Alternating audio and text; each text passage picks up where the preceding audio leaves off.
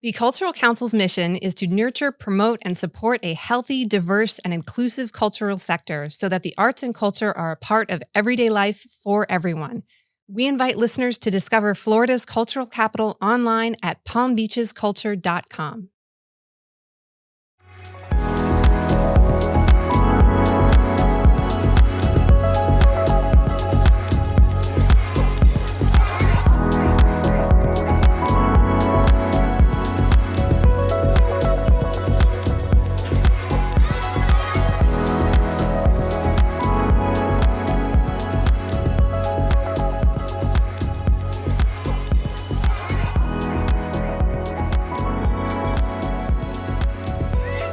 Welcome to the ArtiGras Podcast, where we dive into all things art and culture of Palm Beach County.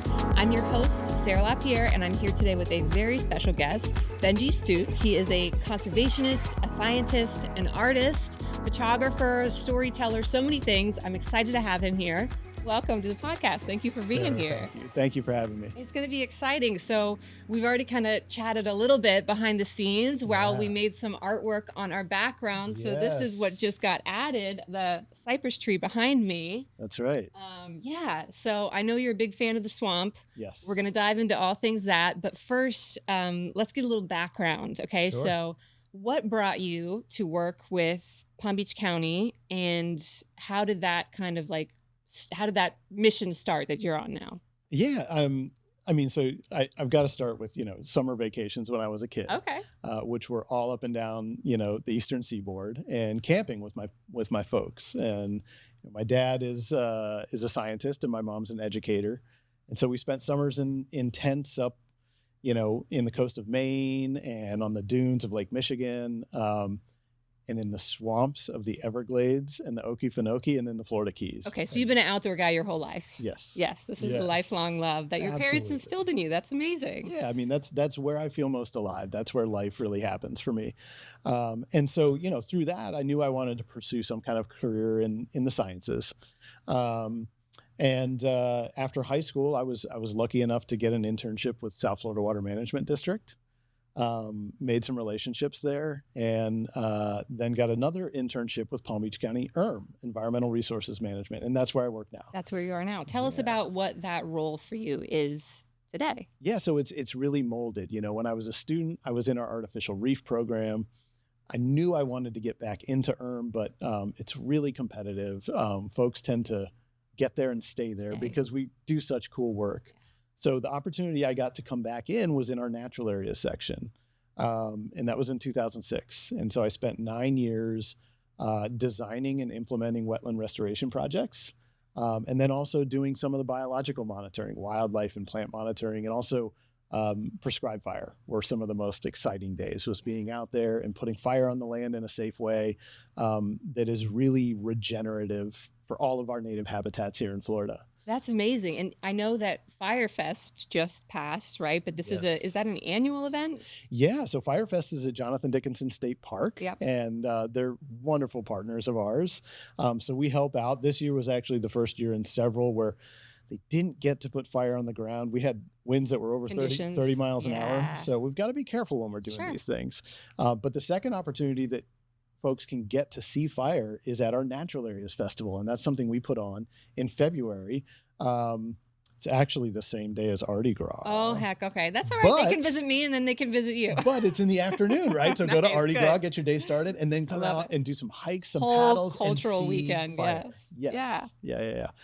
That's really cool. So how does the photography that you do, I'm going to call you an artist. I don't know if you call yourself an artist. Are you comfortable with that title? I mean, sure. Okay. If you think it fits. I do. I've seen your photography is incredible, and the storytelling that goes along with that, and how you're, not just expressing the things that you're passionate about, but pulling people in and giving them a vantage point that they might otherwise never have. So when did the photography come into how you work professionally? Yeah. So I have always been interested in photography. In my 20s, I had a significant fishing addiction. And so, me and my fishing buddy would be out 4 or 5 days a week. But, over time, that kind of morphed into photography. And one of my photography mentors is a guy, his name is Max Stone. and he does incredible work highlighting the Everglades. And he was friends with a lot of my friends at University of Florida. And so my wife saw some of his work in a friend's house when we were up for a Gator game in the mid-aughts. Go Gators. Go Gators. And so she saw this photo and she said, we've got to have that for our house. And, you know, we're starving 20-year-olds. Yeah. And I look online at the prices and I go, oh, I can take that photo. 5 years later, I could take that photo. Yeah. Right. But he really kind of sparked that dive into photography. And so that fishing addiction kind of morphed into photography. And initially it was just like, I want to capture this, you know, amazing scene in nature. Yeah. And had all these dreams of being, you know, a fine artist and all this. But then I started to do these outreach events, trying to get kids, young people interested in the outdoors through while I was still restoring, you know, working to restore our wetlands. And so that kind of drove this passion for storytelling and connection.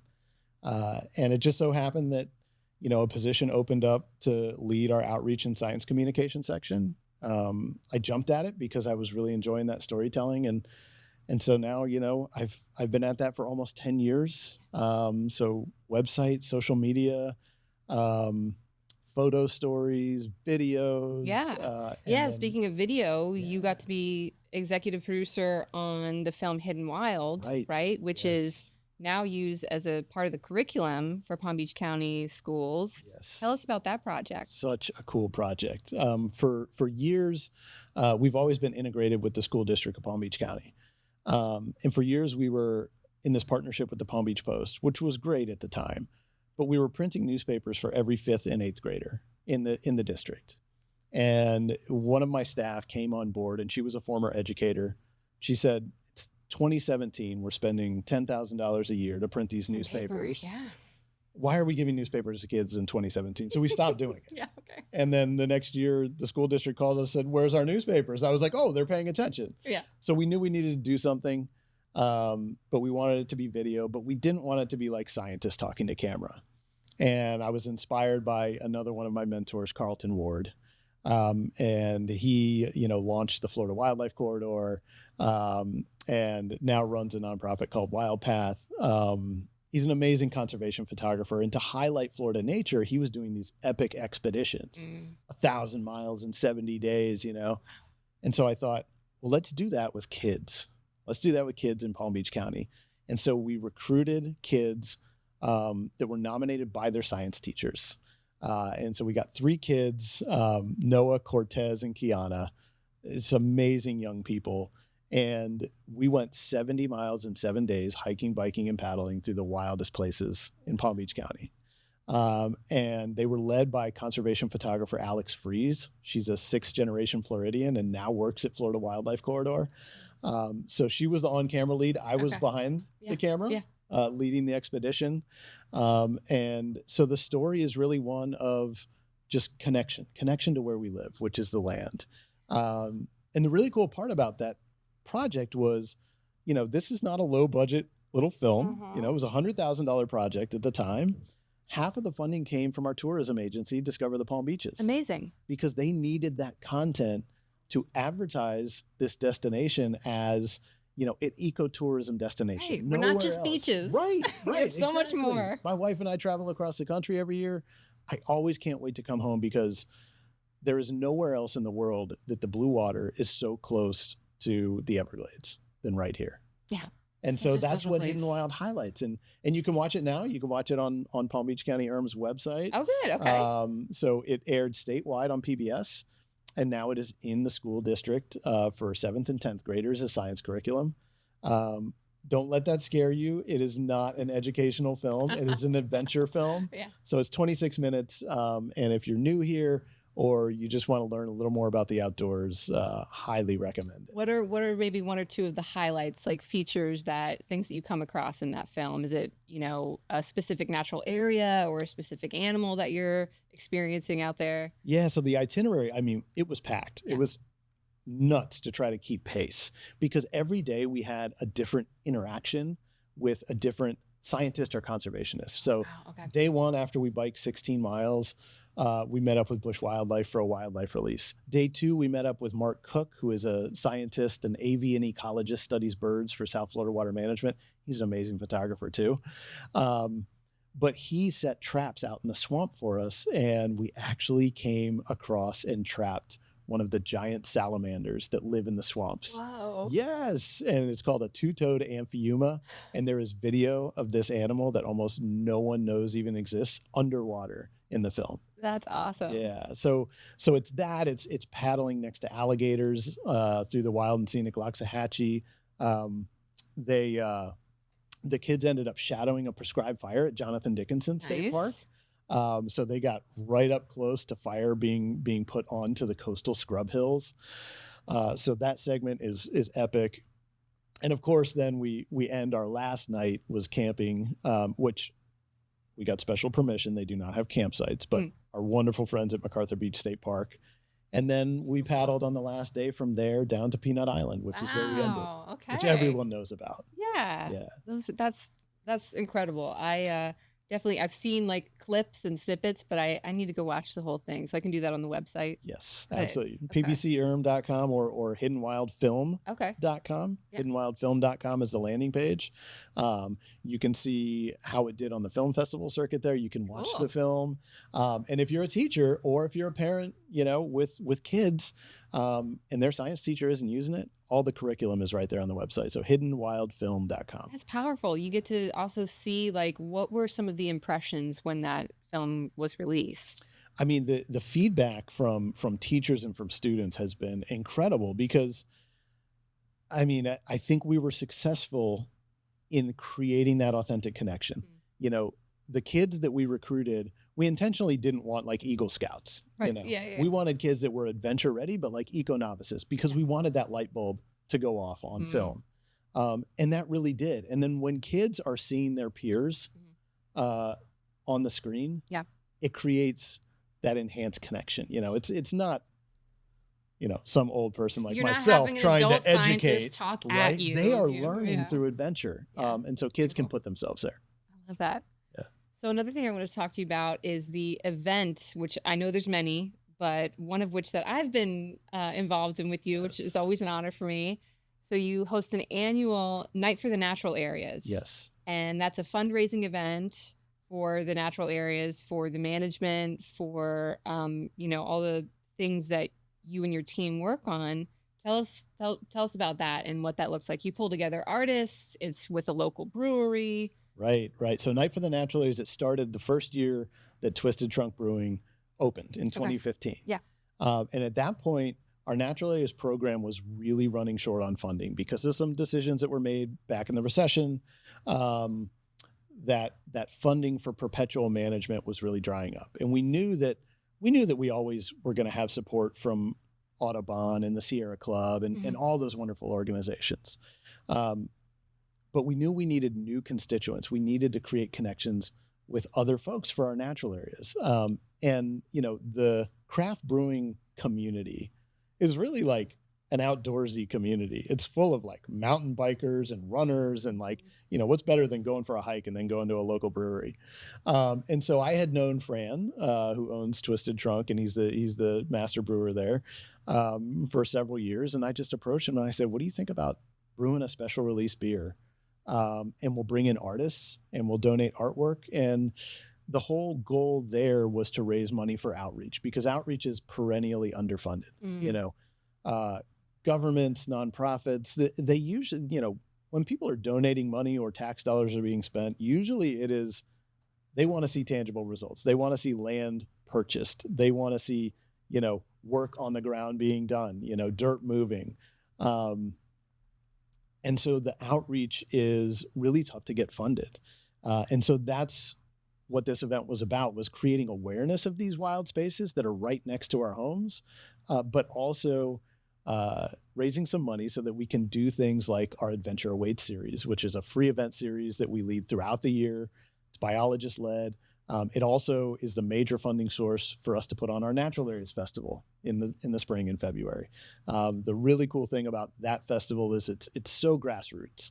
And so all of the exhibitors are education focused, and it's really interactive. We lead guided hikes. We lead guided paddle tours in Winding Waters Natural Area with all the birds and the alligators. Fun. Yes, Yeah. alligators. Yeah. And you're perfectly safe. I lead the tours. I'm into it. I don't mind an alligator. Yeah. And like we said, that is a place where you can see fire be put on the ground and also meet some of the creatures from those bottomlands and those swamps that most folks just don't even know exist. Is there one in particular that you get really hyped about seeing? I love the giant salamanders. So there's two species. The one on Hidden Wild we talked about. There's another one called the greater siren. And the greater siren, so these beautiful animals, singing voice, I'm imagining. Like, what's hilarious is amphiumas, they sing at night.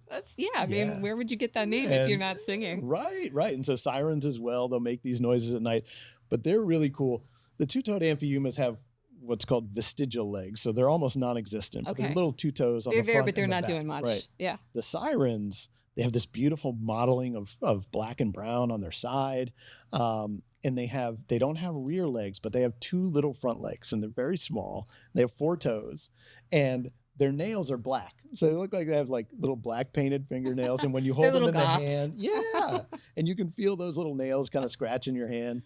These animals are so cool. Native Americans were connected to these animals intimately for thousands of years. We find them in our archaeological work, their bones, so they were a major food source. And right now, I mean, a fraction of the 22 million people that live in Florida even know these things exist. And, our scientist friends that study the Everglades in these wetland systems, the average population of these animals is like 1 per square meter. So they're everywhere. Wow. And they're like superheroes. So when swamps dry out, we get droughts. These are amphibians. They need to stay moist. Mm-hmm. And if their swamp dries out, they burrow themselves in the mud. They're really slimy. And so they can create their own slime cocoon and they go into this trance state. It's called estivation. Oh, wow. They can stay dormant for up to 5 years, waiting for the water to return in their little slime cocoon. Wow. So these are animals that like allow us to tell these amazing stories about these misunderstood places. I mean, the swamps are pure magic, and the sirens and the amphiumas are a really easy way to, highlight that magic for people. Oh man, I don't know about the slime part, but the idea of being in a cocoon and just, like, I'm just going to chill here for a couple of years until it's all good for me to come back out. Taking a little mud bath, a little spa That's treatment. Great. Yeah. That's awesome. So some of the other places that, you're monitoring, what's the scope? Where are you going in Palm Beach County? Like parks, public lands, or, what kind of areas take up? So environmental resources, man, our natural areas span everywhere from the beach all the way out to the Everglades. We are the Everglades here. We're the Northern Everglades. And so every habitat in between can be found on our natural areas. They're as small as 3-acre natural areas in Tequesta to an almost 12,000 acre natural area, Loxahatchee Slough and Gardens. Even a natural area that's over 200 acres in size in the middle of Boca Raton. So they're everywhere in the county, preserving endangered coastal scrub habitats where there are all these plants and animals that are adapted to deal with like no water. They're like our little desert microclimates in Florida, all the way down to the forests and the flatlands and those marshes and prairies where you get those epic sunsets like at Pine Glades Natural Area. Yeah. So there's that, and then our also, we restore habitat in Lake Worth Lagoon. Right. So we build mangrove islands and seagrass habitat for manatees and sea turtles and oyster reefs for fish So amazing habitat. to see like the power of mangroves and what they actually do, not just for their immediate community of, of animals that live in them, but for us too, and the protection of land and erosion. And I mean, it's incredible to see what mangroves do. Oh, they are the superheroes of the estuary habitat. And you're right. And that is becoming so much more important as we, experience these different weather trends and more severe weather and wave impacts. And so we're working heavily in Lake Worth Lagoon to create not just islands, but living shorelines. And the community the business community and the private community is really starting to understand that these projects can be beneficial for everyone, because it's not just about the birds and the bunnies.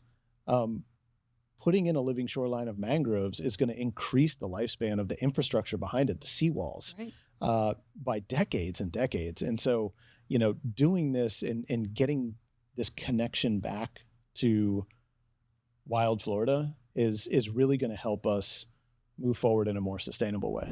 Those dinner reservations and tea times will have to wait, because there's an art-filled paradise beyond these beaches. A mecca of masterpieces, spectacular sights by day and night. A cultural capital that's calling your name.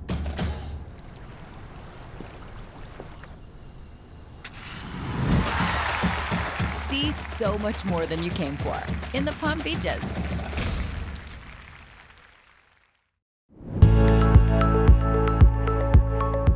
The holidays can be a festive time, but for many of us, they can be extremely stressful. That's why it's important to strategize and practice some simple self-care habits to keep yourself physically and mentally healthy. For example, maintaining a healthy sleep schedule, getting regular exercise, and avoiding excessive alcohol and sugar are all great habits to start with. It can also be easy to get overscheduled and overwhelmed. Remember, it's okay to say no to things that may stop you from sticking to your own healthy habits.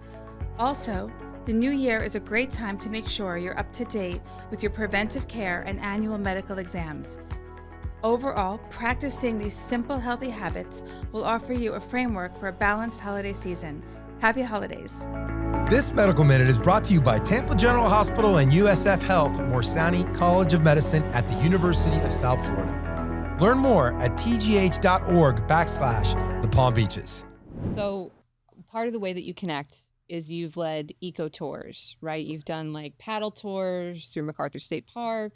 Is that something that you still do actively, regularly? Yeah. So MacArthur Beach State Park, they're wonderful friends of ours. And we do like virtual live field trips there, and we do some TV work there. But the bulk of the experiences that I lead are through our Adventure Awaits adventure program. Yeah. And so I'm leading in a week and a half a photography tour through the marshes and the swamps in Pine Glades Natural Area. So folks can come and learn, how to photograph these landscapes, and also just be introduced to these habitats. And then I also do paddle tours as well. I've got one of those in 2.5 weeks. So all the attendees will be on kayaks, and I'll be leading on a paddleboard. And again, paddling out west in the marshes. But Adventure Awaits it has something for everybody. We just had a yoga event down at Yamato Scrub in Boca, so yoga in our natural areas. We have other biologists that lead trail running events, wildflower events, events where you can learn how to identify insects and birds. So there's really something for everybody through Adventure Awaits. We do it year round. Every season we release a schedule. There's somewhere between 12 and I think for the fall we had over 20 events, and they're all free. And this is for all ages, various ages? Yeah, so you can kind of read a description and see, we do have some that are geared towards kids or younger folks. And then, so there's everything from just little bite-sized nature adventures to really kind of, on my photo tours, I say, we're going to go at least 2 miles and you're probably going to be over your knees in the water. Yeah. So get ready. So yeah. Are people wearing, the waders at that point, or are you just getting soggy? No, totally. I don't like boots or waders because inevitably I end up topping them, and then you're filled with water. So it's pants and old sneakers. Okay. That's the best thing for the wildlands in Florida. So I definitely want to talk about more of, I know what you love out in the swamp. As far as it goes with your personal inspirations behind your photography, let's talk about that a little bit. There's some photography that you brought with you today, actually, which I would love for you to tell me about. Yes. It's a really cool shot of the swallowtail kites. Yes. Roosting, but I'm going to let you tell me more about it. Yeah. So the first shot I have is kind of a setup for the second. And so you asked me, what are those shots that kind of stick out in your mind? Yeah, those moments that have really... Because that's what, photography and storytelling is about. Is right, capturing those moments. And I'm often like, I'm so jealous because you get to take these moments and experiences and put them together in your mind and then transfer it to canvas. And, for photographers, we're chasing that one moment. So the image that we have behind us is of a swallow-tailed kite roost, and it is deep in the swamps of our county natural areas. So the swallow-tailed kite, to set this up, this is a bird that in the last 70 years has lost 80% of its native range. These birds used to breed all the way up the Mississippi River, but now they are just in Florida and the Gulf states and up into South Carolina and a little into North Carolina. And so these birds migrate down to Brazil every year, about the same latitude south of the equator as we are north. And then they start to show up about late February. And these birds have only 5 months to see if their mate made it back. They're monogamous. They'll mate for life. And so they go back to the same nesting spot. And if they meet their mate, they'll rehabilitate their nest from last year or build a new one. They've got to lay eggs, incubate those eggs, hatch out those chicks, and then they've got to get those chicks strong enough in 3 months to fly 5,000 miles. And the really amazing part is these are incredibly social raptors. And so they nest in these neighborhoods, 3 to 5 pairs at a time. But before they migrate south, they gather throughout the state in these pre-migration roosts. And the largest one is a little bit west of Lake Okeechobee, over 2,000 birds. Woo. So like 20% of the population of these kites is in this one place. Yeah. And they'll go out and forage during the day and they come back to the same spot at night. And we have one of those on our county's natural areas. This year we had over 800 birds. Wow. And so it's a treat every year to get out and see and monitor these birds. Our staff works with the Palm Beach Zoo to count these birds so that we have population data over time. Yeah. And so the shot behind me is of the cypress forest, the tops of these trees with, probably 75 or 100 birds that are in the air. Yeah. So they got scared off by a snail kite that was flying over them. And so they all kind of lifted up, and that's the shot is all of these birds in the air. They're striking, they're black and white. And then the shot behind that, do you want me to switch it? Yeah, can you switch it? Yeah, that'd be perfect. These are birds that I always get excited to see. They never get, it's never old seeing them flying around. They're soaring, like you said, there's such a distinctive look, such a clear, sharp, they're so graceful. Yeah, they're like ballerinas in the air. They're almost never flapping their wings. Right. They're so aerodynamic. Yeah, I don't think I've ever seen deeply forked tail. They're just gliding. Yeah. They're gliding. They look like gliders that we use. And that's really how they're designed, efficient flight. And they do almost everything on the wing. They take their prey items, tree frogs and snakes and lizards, off of the tops of trees. They eat them in the air. And then they go down and they drag their talons in the water to clean them off. And they drink by gliding across the surface of the water, right? And so they do everything on the wing. They really are in trouble if they land on the ground because they have these tiny little feet and tiny little talons. So imagine an airplane, right? When they take off, they put their wheels in for aerodynamics. And so these birds have these tiny little feet. So they just land on branches. And they're really not graceful when they land. So the photo that I'm showing now is one of these moments. And bird photographers, this is like one of those epic times. And what the shot is a swallowtail kite coming directly at the camera.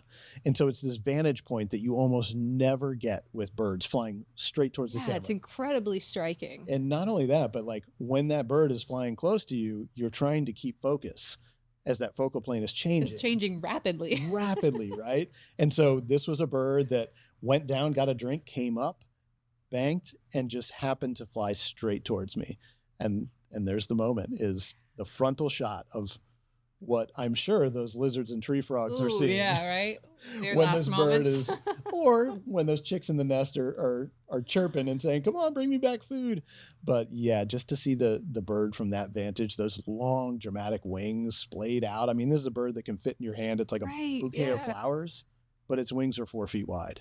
And so, yeah, to see that bird in that moment, and get a frame that's Yeah, basically that has in to be focus. super exciting as a Yeah. photographer when you're able to actually like look back and see what you got to capture. And a bunch of my friends, they call this the marshmallow photo because the head looks like a little marshmallow, kind of with wings does, I sticking see out it, from yeah. either side. Yeah. Love it. So when you're monitoring their nesting activity, their roosting activity, is this an area that they've been in for a while? Is this new to them? Do you see that? Do they move around the county, or are they always coming back to this regular spot for them now? Yeah. So these birds, like a lot of birds, they will have, it's called site fidelity. Mm-hmm. So if they found an area that they've been successful at nesting, they'll come back 100%. We were talking a little bit before, one of their main predators is the great horned owl.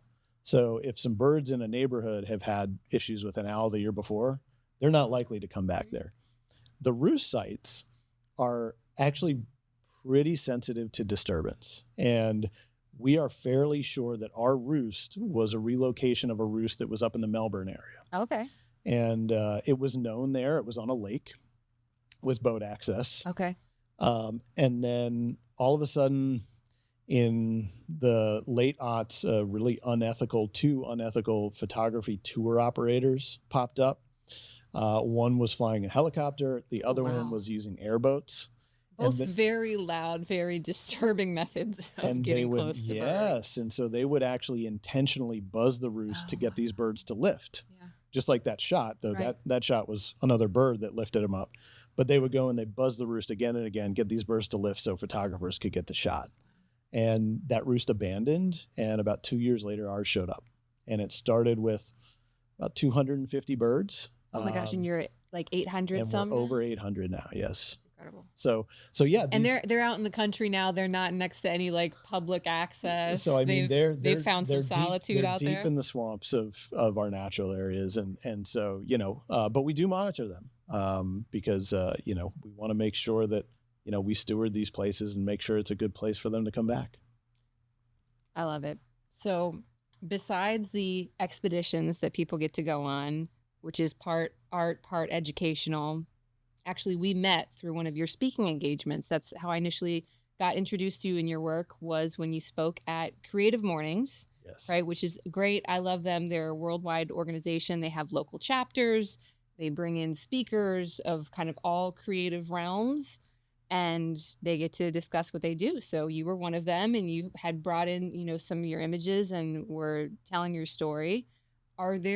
Is that a part of what you do as well? Still speaking engagements with other like cultural institutions? I know you've worked with Ann Norton Sculpture Garden, with like Manatee Lagoon.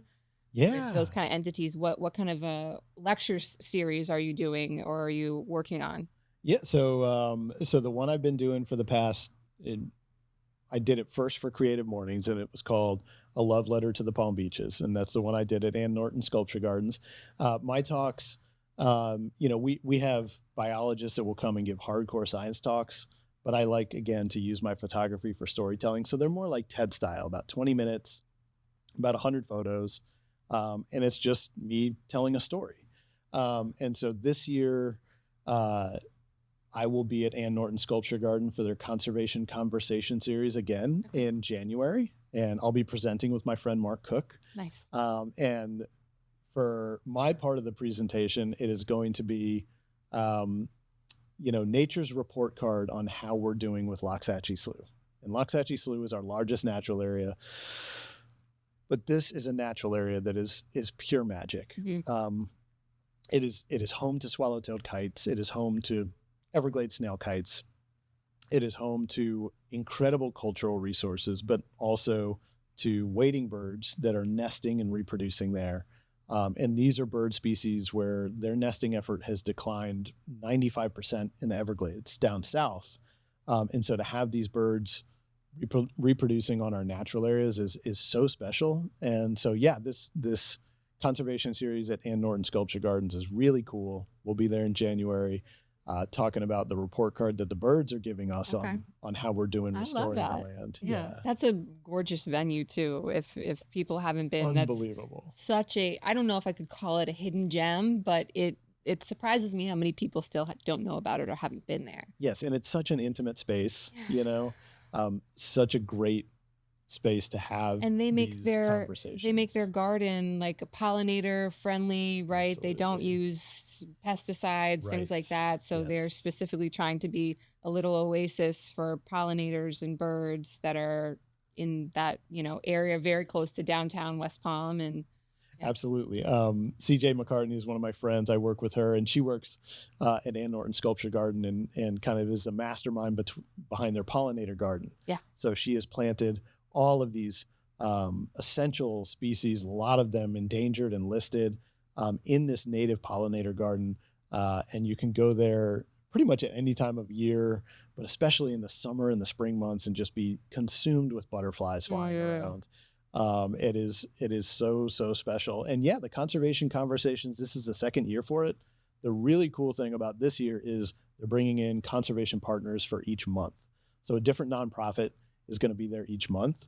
They're going to highlight organizations like Audubon, which does bird conservation, Florida Wildlife Federation, the Nature Conservancy. And so there's going to be like this call to action where you can hopefully get inspired to connect, and then you can connect with organizations that are doing the work every day. Love that. That's wonderful. And those are the places where people get to learn about your stewardship work, but how they can get involved in it. Absolutely.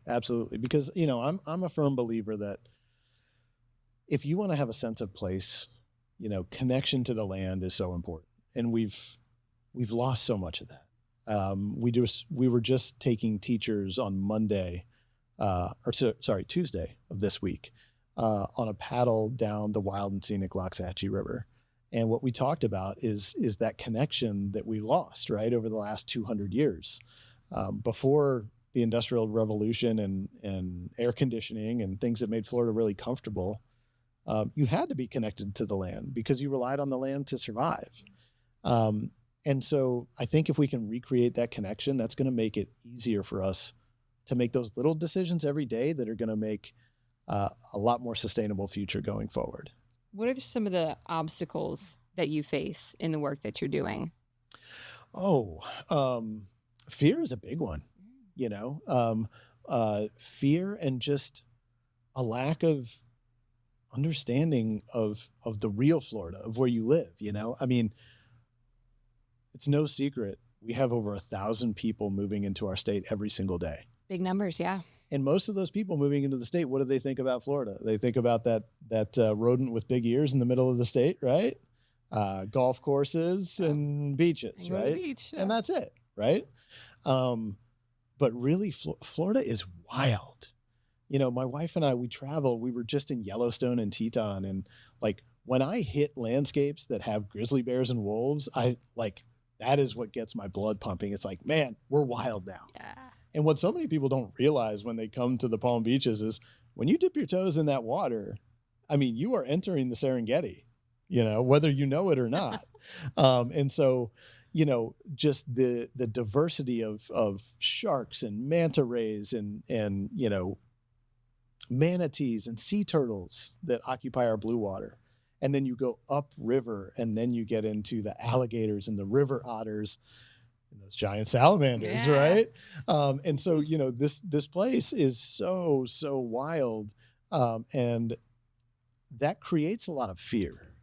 But the way that we can break down fear is to learn and to understand these animals. And so I always tell people when I bring them out, I bring kids out into the swamp, and I feel totally comfortable because I know about the animals that live there. You can play the numbers game, and you can be like, oh, well, more people get hit in the head with coconuts and die than, get attacked by sharks, which is true, right?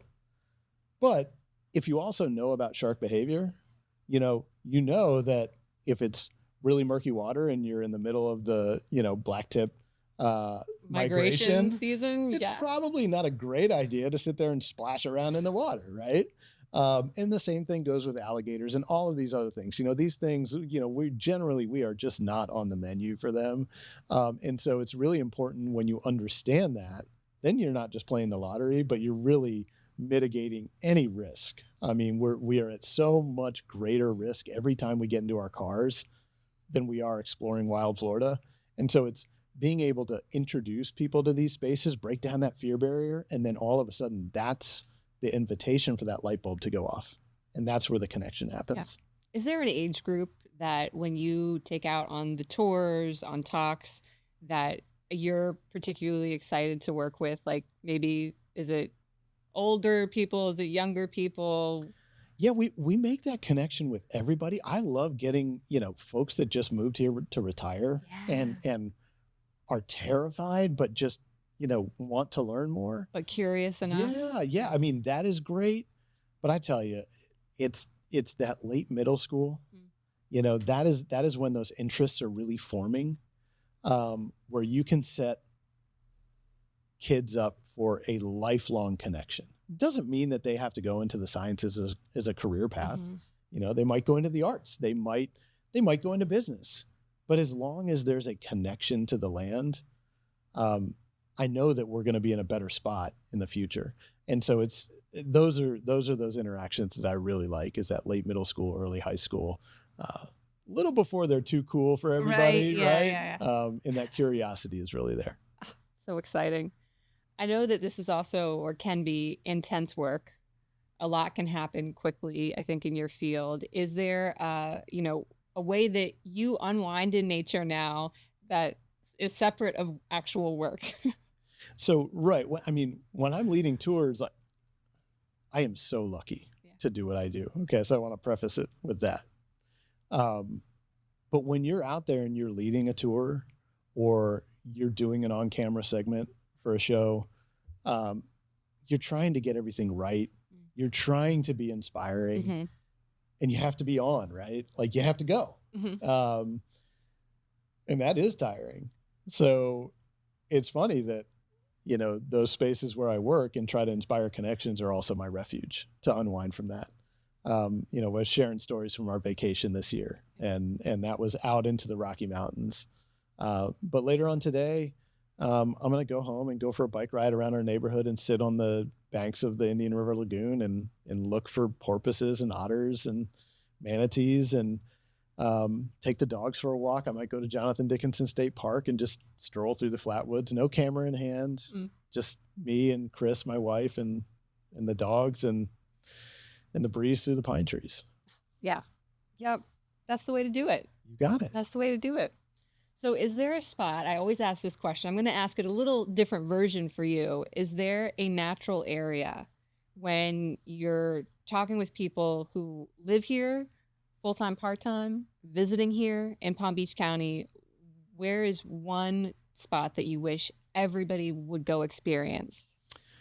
So I send everybody to the same spot, because it's like, if you're teaching a kid how to fish, you're not going to take them out and try to catch a sailfish or a swordfish, because they might strike out, and then that's just going to be terrible, right? So you want them to go catch little guppies, one after the other. Yeah, we like an achievable goal to start. That is the sunset mecca in Palm Beach County's natural area system, and that is Pine Glades Natural Area. So if you get a chance, and don't be scared of weather. If you get these storms, that's when some of the most magic happens, is when those storms clear and the sun sets and the sun peeks through, and that's where you get this explosion of color. I had somebody on one of my first photography tours say, "Are you inspired by Florida landscapes?" Because they weren't. They said everything's flat. And I know, right? I know. But what they're used to is like these places like, Artist Point, where you just stand somewhere and the landscape stands up in front of you. Yeah. The storm clouds are our mountains. Absolutely. Right? Clouds are Florida mountains. 100%. And so go to Pine Glades Natural Area about an hour and a half before sunset. Go about a half a mile south on the Quail Trail. It's a high, dry trail. You're never going to get your feet wet. And you can sit there and watch the sunset over the marsh with this expansive vista. You can watch the colors change. You will have 300 to 500 wading birds coming in to roost over your head. And you will probably see an alligator or two from the very safe vantage point of up on the high, dry trail. And that is the introduction to wild Florida that everybody needs. Yeah, that sounds like a great one. I'm definitely going to need to revisit soon. I mean, just the birds alone. You've seen my artwork. You know how many birds I've painted over the years. They're always going to be a part of where a big portion of my inspiration lies from our natural environment. But yeah, getting out in a landscape like that is just unmatched. It is. It is. And I would say one other thing, if you're inspired by that, create your own landscape. A big thing that we talk to folks about is using native plants in your yard and creating this little island. So Chris and I have done that in our yard. We live up in Hope Sound, and we have transformed our yard into 95% natives, and we have wildflowers. So we constantly have zebra longwings, the state butterfly, and Gulf fritillaries all over our yard because we have their host plants for the caterpillars. We have live oak trees draped with Spanish moss and air plants all over the place. And that brings in these wintering birds. They're coming down right now. All of these I'm starting to see them, and all these colorful birds. And we have a ruby-throated hummingbird, a male. And he comes back to our yard every winter. And he came back right after Milton blew through. Oh, wow. And so I always notice there's these little markers that mark the seasons for us. Yep. And our hummingbird is back. Yep. We've just started to see hummingbirds again. We just started to see the painted buntings again. Yes. Which are always an exciting one for us, so the males are so colorful, but they're just... the females are so striking. Yeah, It's the green of them green. and that, they're beautiful. What else did I want to get into with you? The experiences we talked about. Was there anything particularly funny that's ever happened on one of your tours that stood out to you?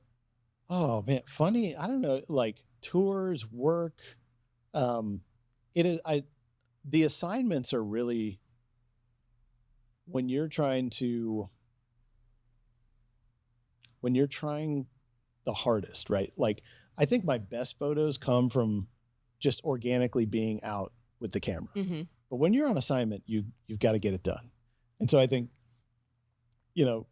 2 times, and they're both falls, of course, but you're chasing birds. Yeah. And one, I was working with Max Stone, and we were working on a story for Audubon for the Florida grasshopper sparrow. And we were in private ranch land, cow pasture, where these birds nest. And ranch land is so important for Florida wildlife. It's so misunderstood. Public land is really important, but a lot of these species, they rely on ranch land as well. And so we were in this ranch land searching with biologists for the Florida grasshopper sparrow. We had found some. They were trying to misnet them so they could ban them and study them. And we're running around, and Mac is shooting. I'm second shooting, and I've got this big bazooka-looking thing that is a flash that's going to throw light out that you need to get some light on the landscape. And we're running from one section to another. And, of course, there's like 4 inches of water on most of the ground, and you're tripping and you're falling into this water in the middle of cow patties and everything else. And then the other one was chasing the endangered red cockaded woodpeckers through Jonathan Dickinson State Park. Okay. On assignment for them. I was with Mark Cook, and we're trying to there were specific shots they wanted. And so we're trying to get these shots, and the red cockaded woodpeckers are like no other woodpecker. They're super social. They live in family groups. So in the morning, one of them fires out of the hole silently, takes a look around for about 20 seconds, makes sure it's all good, and starts chattering. And then the rest of them fire out, and then they hang out. They have a chat for like 3 or 4 minutes, and then they move off as a group to go feed. And trying to follow these birds through, they live in these pine forests with palmettos. And so we're trying to, bomb through these swamps and stuff with palmettos at the edge. And of course, once again, trip on a palmetto rhizome trunk and, end up face first in the swamp. Just the fact that you're also, you're on assignment and you're trying to get something so specific, and nature has none of that agenda in mind. None at all. None at all. Trying to chase after these little birds in a very particular environment and get whatever the shot that you need is, that's a tall order to begin with, I feel like. Oh yeah. And I think one more from Hidden Wild, because that expedition, working with Days Edge Productions, they're the production house. They're incredible filmmakers.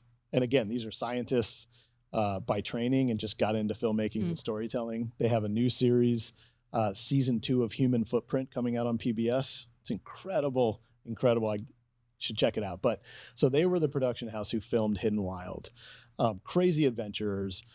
And so my whole team is sitting there and they're running logistics. So they're bringing camp equipment every night. They're changing modes of transportation. They're bringing the kayaks. They're bringing the bikes. They're bringing calories for us. And so, a big thing was peanut butter and jellies. And Cortez he's a firecracker of a kid. And he just graduated. He is a U.S. Marine now. Oh, wow. Amazing. And so Cortez would make like a 6-layer PB&J. This kid took in like 8,000 calories a day, and it's like skin and bones. It's crazy. But they had made PB&Js for everybody, but they had forgotten and left them at the campsite when they met up with us. So they're like, oh, crap. So they got to go back and get these PB&Js, and they show back up, and they had them out on the top of the cooler, and the crows had found the PB&Js. Oh, yeah, they did. Yes. So the crows, the very smart crows. And so they brought them back, my team, and they were so apologetic. And Nate Dappin, one of the principals at Day's Edge, he said, give me that. I will eat a crow sandwich. No problem. And so, at that point, we were on day 3 of the expedition, and it was just about calories. And so, yeah, Nate mowed down a crow sandwich on the expedition. But, those are the fun things that happen in the woods. That's not what people usually mean when they say, like, got to eat some crow. But... That's right. That's right. Wow. I mean, it sounds like you just constantly have really unique experiences. I mean, how could you not when you're in a landscape that's just growing around you all the time and changing seasonally? I know people don't think of Florida as seasonal, but there's those markers that that we like to see and you get to engage with. So got the natural gem in, wanted to talk about that. Let's talk about, before we wrap this up, some advice for future generations, for people who may be interested in conservation work, in biology, in photography. Yeah. Is there a little piece of advice that you might leave for them? I would say just be curious. I think we've lost a lot of that again with the phones, and we think the answers are always there. But there's so much that we have to learn. There's a quote by Dave Weidensaw, and he's a novelist, a writer, and he also studies birds. And in his most recent book, A World on the Wing, which is a great read, he quotes something, and it has stuck with me. And he says, scientists would be a lot better served if we stopped saying, we used to think, but now we know, very confidently, right? And we should start saying, we used to think, but now we think. And that's what science is about, is it's the pursuit of knowledge. And that pursuit is never ending. And when you go out on a landscape, what I try to tell people when I take them out is the land is talking to you. The land is telling you things. And there are these little dramas going on all over the place. You can take a broad brush look of a landscape and not see anything.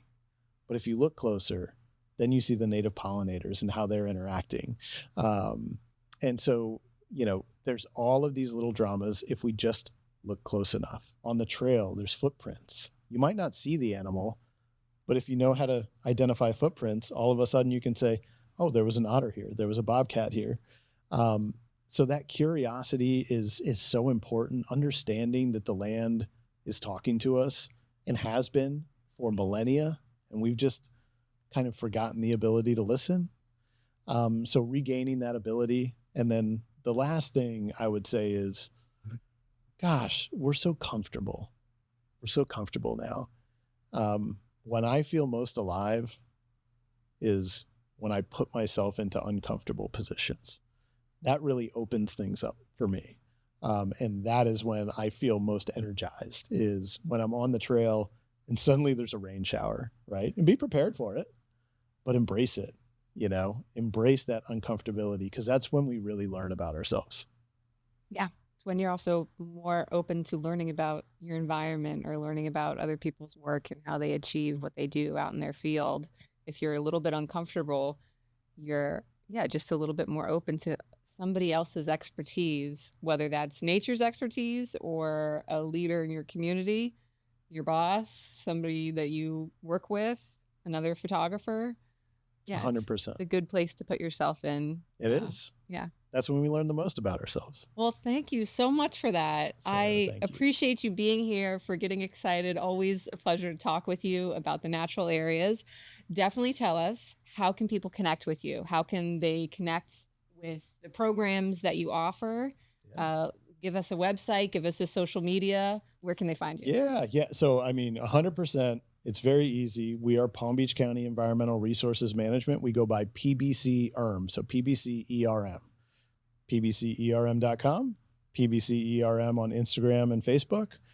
Connect with us there. PBCERM on Eventbrite if you want to sign up for our Adventure Awaits series and come and be guided through wild Florida. Try to find that connection yourself. So you can find us all over there. You can find me on Instagram as well. It's Benji Studt Photo.